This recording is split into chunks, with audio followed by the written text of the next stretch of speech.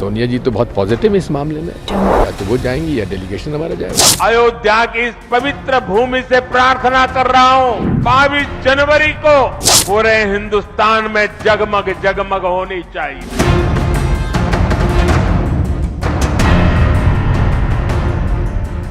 ಲೋಕಸಭಾ ಚುನಾವಣೆ 4 ತಿಂಗಳಷ್ಟೇ ಇದೆ. ಇನ್ನೇನು ಕೆಲವೇ ದಿನಗಳ ಎಣಿಕೆಗೆ ಬರ್ತಿರುವಾಗ ಬಿಜೆಪಿ ಲೋಕಸಭಾ ಚುನಾವಣೆಗೆ ಒಂದು ದೊಡ್ಡ ಸ್ಟೆಪ್ಪನ್ನು ಇಡ್ತಾ ಇದೆ. ಕಾಂಗ್ರೆಸ್ ಮಾತ್ರ ತನ್ನ ವಿರೋಧಿ ಮಿತ್ರಕೂಟ ಏನಿದೆ, ಅಂದರೆ ಬಿಜೆಪಿ ವಿರೋಧಿ ಮಿತ್ರಕೂಟಗಳ ಜೊತೆ ಇನ್ನೂ ಕೂಡ ಸೇರ್ಕೊಂಡೇ ಇಲ್ಲ. ಈ ಜೆಲ್ಲ ಆಗಿಲ್ಲ ಕಾಂಗ್ರೆಸ್. ಬಿಜೆಪಿ ಮಾತ್ರ ಬಹಳ ವೇಗವಾಗಿ ಮುನ್ನುಗ್ಗುತ್ತಾ ಇದೆ. ತನ್ನ ಮೊದಲ ಹೆಜ್ಜೆಯನ್ನು ರಾಮ ಮಂದಿರದ ಉದ್ಘಾಟನೆಯಿಂದ ಬಿಜೆಪಿ ಶುರು ಮಾಡ್ತಾ ಇದೆ. ಇದು ದೇಶದ ಒಂದು ದೊಡ್ಡ ನೂರಾರು ಕೋಟಿ ಜನರ ಕನಸಾಗಿದೆ. ಆದರೆ ಅದು ಎಲ್ಲೋ ಒಂದು ಕಡೆ ಬಿಜೆಪಿಗೆ ಪರೋಕ್ಷವಾಗಿ ಬಿಜೆಪಿಯ ಯಶಸ್ಸು, ಬಿಜೆಪಿ ಮುಂದಿನ ಚುನಾವಣೆಗೆ ಒಂದು ದೊಡ್ಡ ಶಕ್ತಿ ಆಗ್ತಾ ಇದೆ ಅಯೋಧ್ಯೆಯ ರಾಮ ಮಂದಿರದ ಉದ್ಘಾಟನೆ. ಸೊ ಇಲ್ಲಿಂದ ಬಿಜೆಪಿ ಕಿಕ್ ಸ್ಟಾರ್ಟ್ ಮಾಡುತ್ತೆ ತನ್ನ ಚುನಾವಣಾ ಪ್ರಚಾರವನ್ನು ಅಂತ ಹೇಳ್ಬೋದು. ಯಾಕಂದರೆ ಅಯೋಧ್ಯೆಯ ರಾಮ ಮಂದಿರ ಉದ್ಘಾಟನೆ ಜನವರಿ 22ಕ್ಕೆ ಆಗ್ತಾ ಇರೋದು ಒಂದು ಜಗತ್ತಿನ ಗಮನ ಸೆಳೀತಾ ಇರುವಂಥ ವಿದ್ಯಮಾನ. ಇಲ್ಲಿ ಬಹಳ ಮುಖ್ಯವಾಗಿ ಬಿಜೆಪಿ ದೇಶದ ಎಲ್ಲ ರಾಜ್ಯಗಳ ಪ್ರಮುಖರನ್ನು, ಸೆಲೆಬ್ರಿಟೀಸ್ಗಳನ್ನು ಉದ್ಘಾಟನೆಗೆ ಅತಿಥಿಗಳಾಗಿ ಆಹ್ವಾನ ಮಾಡಿದೆ. ಇಲ್ಲಿ ಬಿಜೆಪಿ ಆಹ್ವಾನ ಮನ್ನಿಸಿ ಬಹುತೇಕರು ಹೋಗ್ತಾರೆ, ಆದರೆ ಕಾಂಗ್ರೆಸ್ನ ಪ್ರಮುಖರು ಹೋಗ್ತಾರಾ? ಹೋಗದೇ ಇದ್ದರೆ ಏನಾಗುತ್ತೆ? ಸೋನಿಯಾ ಗಾಂಧಿ ಹೋಗ್ತಾರಾ? ರಾಹುಲ್ ಗಾಂಧಿ, ಪ್ರಿಯಾಂಕಾ ಗಾಂಧಿ ಹೋಗ್ಬೋದಾ? ಮಲ್ಲಿಕಾರ್ಜುನ್ ಖರ್ಗೆ ಏನು ಮಾಡ್ತಾರೆ? ಈ ಎಲ್ಲ ಪ್ರಶ್ನೆಗಳು 2024ರ ಲೋಕಸಭಾ ಚುನಾವಣೆಗೆ ಬಿಜೆಪಿ ಕಿಕ್ ಸ್ಟಾರ್ಟ್ ಮಾಡ್ತಾ ಇದೆ. ಕಿಕ್ ಸ್ಟಾರ್ಟ್ ಯಾವಾಗ ಅಂದರೆ ಜನವರಿ 22 ಅಂತ ಅನ್ನಿಸ್ತಾ ಇದೆ. ಅದರಾಚೆಗೆ 3 ತಿಂಗಳ ಅಂತರ ಇರುತ್ತೆ.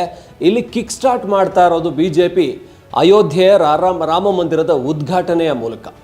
ಅಂದರೆ ಇದು ಒಂದು ದೊಡ್ಡ ಕಾರ್ಯಕ್ರಮ. ಇದು ದೇಶದ ಒಂದು ಅಸ್ಮಿತೆ, ಶ್ರೀರಾಮನ, ಮರ್ಯಾದಾ ಪುರುಷೋತ್ತಮನ ಮರುಸ್ಥಾಪನೆ ಅಂತ ಅನ್ನಿಸ್ತಾ ಇದ್ರೂ ಕೂಡ ಇದು ಬಿ ಜೆ ಪಿಗೊಂದು ಕಡೆ ದೊಡ್ಡ ಚುನಾವಣೆಗೆ ಶಕ್ತಿಯಾಗಿ ಕಾಣಿಸ್ತಾ ಇದೆ. ಯಾಕಂದರೆ ಬಿ ಜೆ ಪಿ 500 ವರ್ಷಗಳ ಹೋರಾಟವನ್ನು ಕೊನೆಗಾಣಿಸಿ ಭಾರತದ ಬಹುಸಂಖ್ಯಾತ ಸಮುದಾಯ, ಹಿಂದೂ ಸಮುದಾಯದ ಕನಸನ್ನು ಈಡೇರಿಸಿದೆ. ಹಾಗಾಗಿ ರಾಮ ಮಂದಿರ ಬಿ ಜೆ ಪಿಗೆ ಚುನಾವಣಾ ಪ್ರಚಾರದ ಕಿಕ್ ಸ್ಟಾರ್ಟ್ ಅಂತಲೇ ಹೇಳಲಾಗ್ತಾ ಇದೆ. ಇದು ರಾಜಕೀಯವಾಗಿ ನಾವು ಯಾವುದೇ ರೀತಿ ಬಿ ಜೆ ಪಿಯ ವಿರುದ್ಧವಾಗಿ ಏನು ಹೇಳ್ತಾ ಇಲ್ಲ.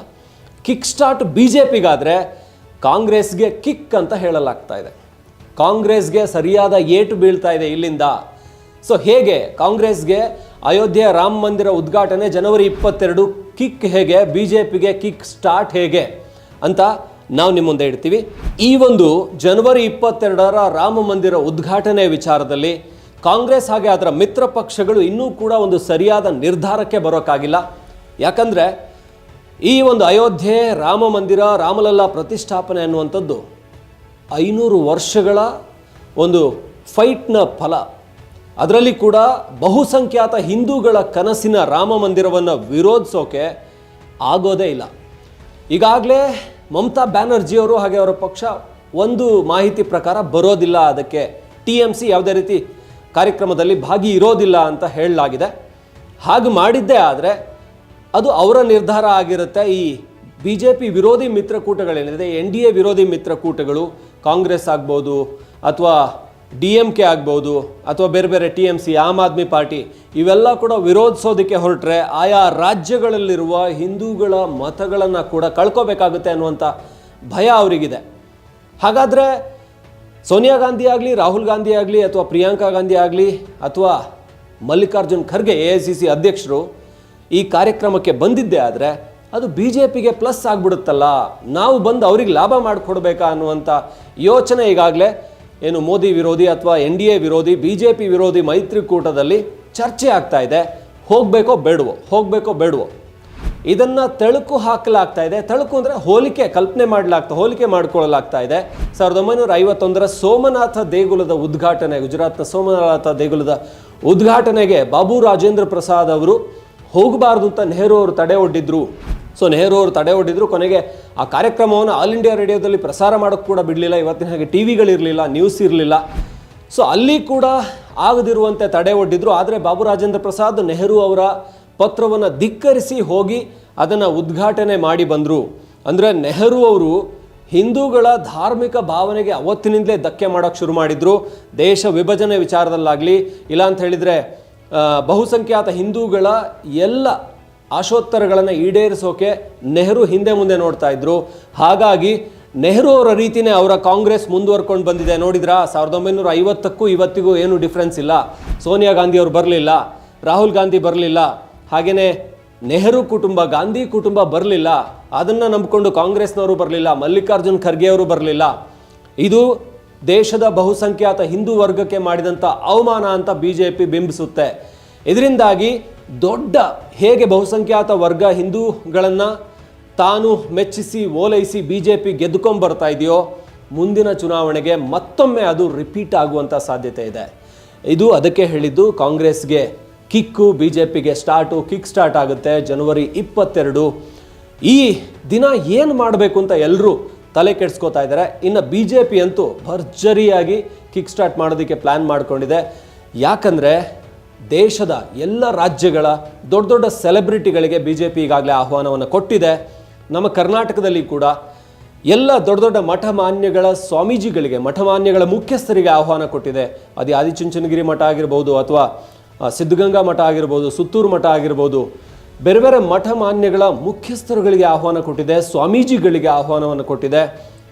ಉಡುಪಿ ಕೃಷ್ಣ ಮಠದ ಎಲ್ರಿಗೂ ಅವರು ಈಗಾಗಲೇ ರಾಮನ ಇದರಲ್ಲಿ ಕೂಡ ಇದ್ದಾರೆ, ರಾಮ್ಲಲ್ಲಾ ಆ ಒಂದು ಗ್ರೂಪಲ್ಲಿ ಇದ್ದಾರೆ. ಸೊ ಎಲ್ಲ ರೀತಿಯ ಮಠಮಾನ್ಯಗಳವರಿಗೆ, ಹಾಗೆಯೇ ಸಿನಿಮಾ ಸೆಲೆಬ್ರಿಟಿಗಳಿಗೆ, ಹಾಗೆ ರಾಜಕೀಯದಲ್ಲಿರುವಂಥ ದೊಡ್ಡ ದೊಡ್ಡ ಗಣ್ಯರಿಗೆ, HD ಕುಮಾರಸ್ವಾಮಿ ಅವರಿಗೆ ಆಗಲೇ ಆಹ್ವಾನ ಕೊಟ್ಟಿದ್ದಾಯಿತು. ಅವರು ಮಿತ್ರ ಪಕ್ಷ BJP ಜೊತೆ ಸೇರಿಕೊಂಡಿದ್ದಾರೆ ಕೂಡ. ಇನ್ನು ಕ್ರಿಕೆಟ್ ಆಟಗಾರರಿಗೆ ಹಾಗೆ ಸಿನಿಮಾ ಸೆಲೆಬ್ರಿಟಿಗಳಿಗೆ ಈಗಾಗಲೇ ರಿಷಬ್ ಶೆಟ್ಟಿ ಅವರಿಗೆ ಆಹ್ವಾನ ಬಂದಿದೆ ಅನ್ನುವಂಥ ಮಾಹಿತಿ ಇದೆ. ಅಧಿಕೃತ ಗೊತ್ತಿಲ್ಲ. ರಾಕಿಂಗ್ ಸ್ಟಾರ್ ಯಶ್ ಅವರಿಗೆ ಕೂಡ ಆಹ್ವಾನ ಕೊಟ್ಟಿದ್ದಾರೆ ಅನ್ನುವಂಥ ಮಾಹಿತಿ ಇದೆ. ಎಷ್ಟು ಮಟ್ಟಿಗೆ ಅನ್ನೋದು ಅವರು ಖಚಿತಪಡಿಸಬೇಕು. ಆದರೆ ಜನವರಿ 22 ದೇಶದ ಎಲ್ಲ ರಾಜ್ಯಗಳ ಪ್ರಮುಖ ವ್ಯಕ್ತಿಗಳನ್ನು ಒಂದು ವೇದಿಕೆಯಲ್ಲಿ ನೋಡುವಂತಹ, ಏನು ಉತ್ತರ ಪ್ರದೇಶದ ಅಯೋಧ್ಯೆಯಲ್ಲಿ ನೋಡುವಂಥ ಕಾರ್ಯಕ್ರಮ ಆಗುತ್ತೆ. ಇದರ ಜೊತೆಗೆ BJP ಈಗಾಗಲೇ ರೈಲ್ವೆ ನಿಲ್ದಾಣವನ್ನು ವಾಲ್ಮೀಕಿ ಹೆಸರಿನಲ್ಲಿ ಮಾಡಬೇಕು ಅಂತ ನಿರ್ಧಾರ ಮಾಡಿದೆ. ಜೊತೆಗೆ ಅಲ್ಲಿ ಏರ್ಪೋರ್ಟನ್ನು ವಾಲ್ಮೀಕಿ ಹೆಸರಿನಲ್ಲಿ, ರೈಲ್ವೆ ನಿಲ್ದಾಣ ಕೂಡ ಮಾಡ್ತಾ ಇದೆ. ಹೀಗೆ ಬೇರೆ ಬೇರೆ ರೀತಿಯಲ್ಲಿ ಒಂದಿಡೀ, ಅಂದರೆ ಜನವರಿ 22ಕ್ಕೆ ಸ್ಟಾರ್ಟ್ ಆದರೆ ಫೆಬ್ರವರಿ ಮಾರ್ಚ್ವರೆಗೂ ಕೂಡ ಆ ಅಯೋಧ್ಯೆಯ ರಾಮ ಮಂದಿರದ ಹೀಟ್, ಅದರ ಒಂದು ಜನರ ಮನಸಳೆ ಉಳ್ಕೊಳ್ಳುವಂತಹ, ಅಲ್ಲಿಗೆ ಜನ ನಿರಂತರವಾಗಿ ಅಯ್ಯೋ ಅಯೋಧ್ಯೆ ಉದ್ಘಾಟನೆ ಆಗಿದೆ, ರಾಮ ಮಂದಿರ ಹೇಗಿದೆ ನೋಡಬೇಕು ಅಂತೇಳಿ ಜನ ಆ ಕಡೆ ಪ್ರವಾಸ ಮಾಡೋದಕ್ಕೆ ಕೂಡ ಹೀಗೆ ಮಾಡೋ ಮುಖಾಂತರ ಜನರನ್ನು BJP ತನ್ನತ್ತ ಸೆಳ್ಕೊಳ್ಳುವಂತಹ ಸ್ಟಾರ್ಟನ್ನು ಜನವರಿ 22ಕ್ಕೆ ಮಾಡುತ್ತೆ. ಇದು ಕಾಂಗ್ರೆಸ್ ಇದಕ್ಕೆ ಹೇಗೆ ತಡೆ ಒಡ್ಡುತ್ತೆ, ಅಥವಾ INDIA ಮಿತ್ರಕೂಟಗಳು ಆ ಪಕ್ಷಗಳು ಹೇಗೆ ತಡೆ ಒಡ್ತವೆ ಅನ್ನುವಂಥದ್ದು ನೋಡಬೇಕು. ಇದು ಬಹಳ ದೊಡ್ಡ ಹೊಡೆತ, ಬಿಗ್ ಒಂದು ಏನು ಶಾಕ್ ಅನ್ನೋದಕ್ಕಿಂತ BJPಯ ಬಿಗ್ ಸ್ಟ್ರಾಟಜಿ ಅಂತ ಅಂದ್ಕೊಂಡ್ರು ತಪ್ಪಲ್ಲ. ಇದು ರಾಮ ಮಂದಿರ ಉದ್ಘಾಟನೆ, ಸಹಜವಾಗಿ ಕೋರ್ಟ್ನ ತೀರ್ಪು ಬಂತು, ಆಮೇಲೆ ಉದ್ಘಾಟನೆ ಕೆಲಸ ಶುರು ಮಾಡಿದರು. ಅದು ಈ ವೇಳೆಗೆ ಉದ್ಘಾಟನೆ ಆಗ್ತಾ ಇದೆ. ಅದರಲ್ಲಿ ಏನು BJP ಬೇಕಂತಲೇ ಮಾಡಲಿಲ್ಲ, ಆ ಸಂದರ್ಭಕ್ಕೆ ಅದು ಬಂದಿದೆ. ಅದು BJP ಮಾಡಿದ ಕೆಲಸ ಆಗಿದ್ದರಿಂದ, ಸೊ ಆ ಸರ್ಕಾರ BJP ಸರ್ಕಾರ ಆಗಿರೋದ್ರಿಂದ ಅದು ಮಾಡಿರುವಂಥ ಲಾಭವನ್ನು ಪಡ್ಕೋತಾ ಇದೆ. ಅದರಲ್ಲೇನು ಅನ್ನುವಂಥದ್ದು ಮತ್ತೊಂದು ಕಡೆ. ಒಟ್ಟಾರೆ ಇದಕ್ಕೆ ವಿರೋಧಿ ಪಕ್ಷಗಳು ಹೇಗೆ ಉತ್ತರ ಕೊಡ್ತವೆ, ಹೇಗೆ ಇದನ್ನು ತಡೀತವೆ ಅಂದರೆ ತಮ್ಮ ಮೇಲೆ ಆಗ್ತಾ ಇರುವಂಥ ಒಂದು ಥರದ ಪರೋಕ್ಷವಾದಂಥ ದಾಳಿ, ಬಹುಸಂಖ್ಯಾತ ಹಿಂದೂಗಳ ಏನು ಶ್ರದ್ಧಾ ಕೇಂದ್ರ, ನೂರಾರು ವರ್ಷಗಳ ಕನಸು, ಅಯೋಧ್ಯೆಗೆ ಹೋಗದೇ ಹೋಗ್ತಾರಾ ಈ ಕುತೂಹಲವಂತೂ ಎಲ್ಲರಲ್ಲೂ ಉಳ್ಕೊಂಡಿದೆ. ಗೊತ್ತಿಲ್ಲ, ಈ ಉತ್ತರಕ್ಕಾಗಿ ಜನವರಿ 22ರವರೆಗೂ ನಾವು ಕಾಯಬೇಕು. ಇಲ್ಲ ಬರುವ ದಿನಗಳಲ್ಲಿ ಇದರ ಕುರಿತಂಥ ಹೆಚ್ಚಿನ ಅಪ್ಡೇಟ್ ಸಿಗ್ಬೋದು, ನಾವು ನಿಮಗೆ ಕೊಡ್ತಾ ಇರ್ತೀವಿ.